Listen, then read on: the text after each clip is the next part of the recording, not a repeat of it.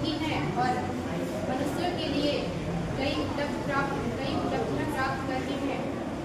जैसा कि हम जानते हैं, जंगलों की कटाई उनके घरों को नुकसान पहुंचाती है। इसलिए पूरा करने का वन्य जीव से पर्यावरण है और पर्यावरण से मानव का अस्तित्व, अतः पर्यावरण को बचाओ।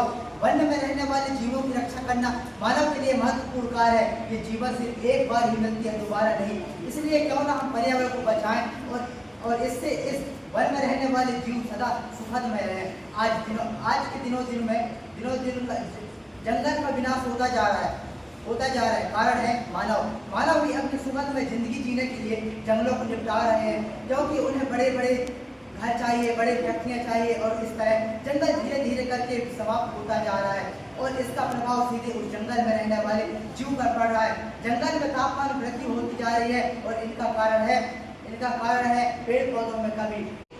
एक दूसरे के मानव जीवन को संभव बनाने में, उनके प्रयास करने में एवं हर जीवन के मैं आपके सामने आज छोटा सा भाषण प्रस्तुत करना चाहता हूँ।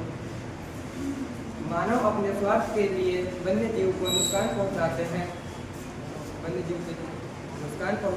जिससे हमें ऑक्सीजन की में आप लोगों ने भी पार्टिसिपेट किया और कहीं ना कहीं ये वन विभाग और शिक्षा विभाग दो हमारे पूरे संसार के अस्तित्व को बचाने में निरंतर प्रयासरत हैं।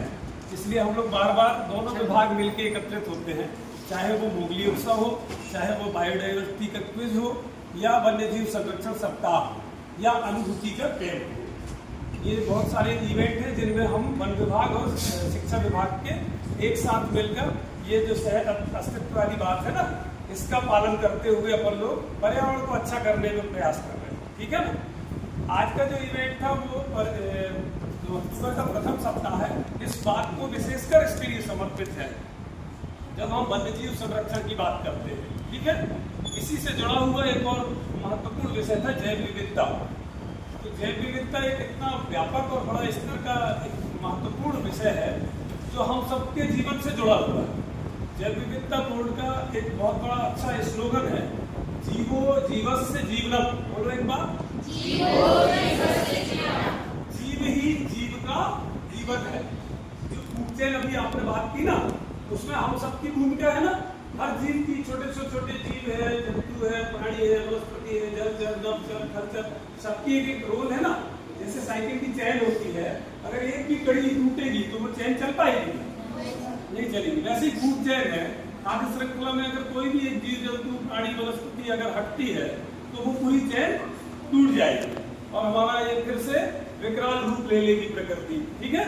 तो हमको ये सब को बचाने के लिए जैव विविधता बचाने का संकल्प लेना पड़ेगा। ठीक है ना। तभी हम धरती, आप सब बताइए, सभी जीवों के साथ अच्छी लगेगी कि कुछ दिन ना भी रहे तो चलेगा?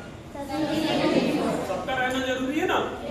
इतनी सुंदर धरती थी जब इसमें डायनासोर हुआ करते थे और बहुत सारे विलुप्त हो गए जो जीव जंतु, वो भी चले गए। वो भी अगर रहते तो धरती और खूबसूरत होती ना। तो अभी भी कुछ जीव जंतु संकट की मुद्रा में है ना। टाइगर संकट में है। यद्यपि हमारा मध्य प्रदेश वन विभाग इतना प्रोएक्टिव है, इतना अच्छा वातावरण दिया हुआ है कि हम लोग टाइगर स्टेट कहलाते हैं। अभी सबसे ज्यादा टाइगर पूरे भारत में कहाँ है? कितने हैं?